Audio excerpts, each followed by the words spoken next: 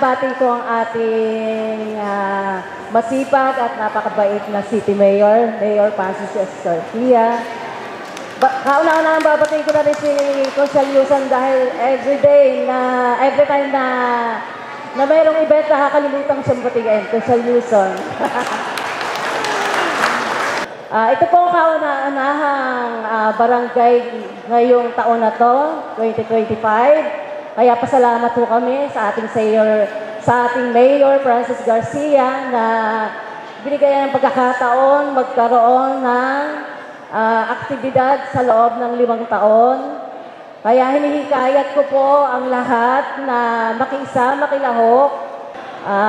Meron po tayong mga bloodletting, meron po sa LCR, yung mga correction po ng mga birth certificate, pwede po kayo pumunta dito at marami hong matutulungan ang aming mga barangay dahil sa ginaba po ng lungsod ng Balanga. Iyon lang po at magandang umaga po sa ating lahat. Ang programang ito ay alam kong pinagplanuhan, pinag-isipan at pinaghandaan ng isang mahalagang pagkakataon upang mapalapit ang serbisyo ng ating pamahalaang lungsod ng Balanga. Layunin nito, mapabuti ang ating pamumuhay, palakasin ang ugnayan ng barangay at lokal na pamahalaan. Hikayatin ang bawat mamamayan na maging aktibo sa ating pagpapaunlad ng ating komunidad. Ang City Government of Balanga po ay lubos na nagpapasalamat sa Barangay Tinejero sa pamumuno ni Kapitana Evelyn Yusod sa pagsuporta sa lahat ng mga programa ng ating lungsod. Sama-sama, tulong-tulong at suportahan natin ang bawat isa upang itaguyod ang mas mabuting pamamahala at mas maunlad na Balanga. Good morning po. Parang malungkot kayo Alam nyo ba na kapag nakangiti, nakakaganda at nakakagwapo?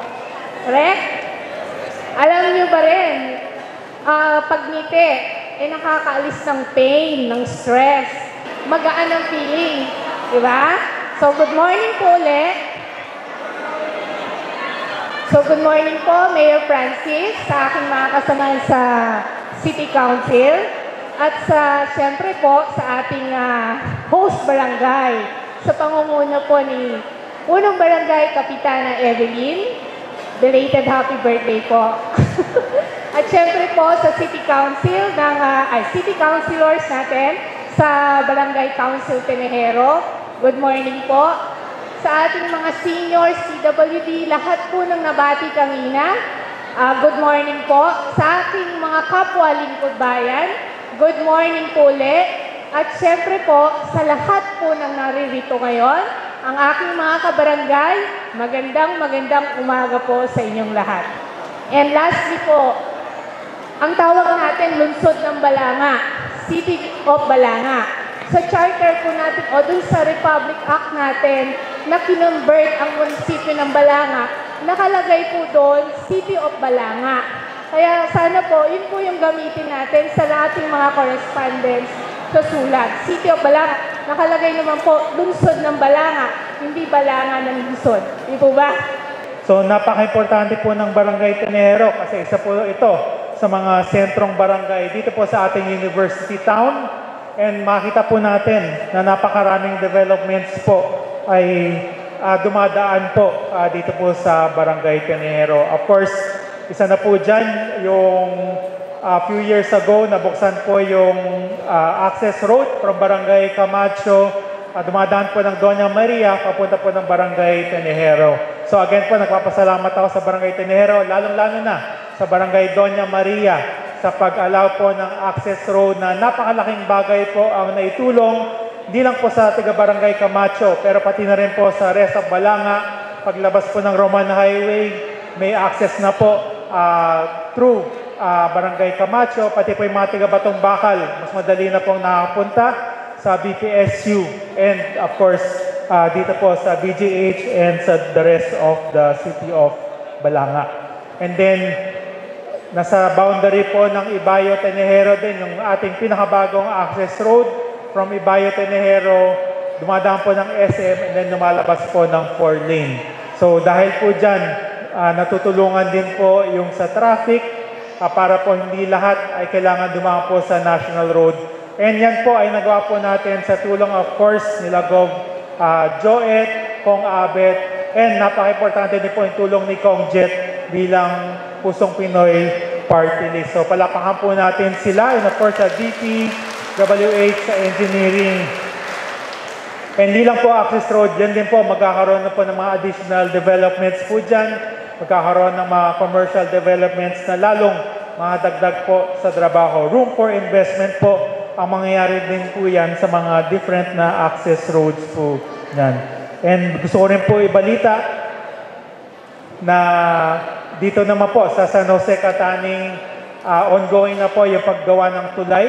And then kausap na po natin ang DPWH para po magkakaroon na rin po ng access road papuntang Central, papuntang Kupang North para iserve po yung mga barangays natin ng Kupang and of course ng Barangay Central. So malaki din po ang matutulong niyan.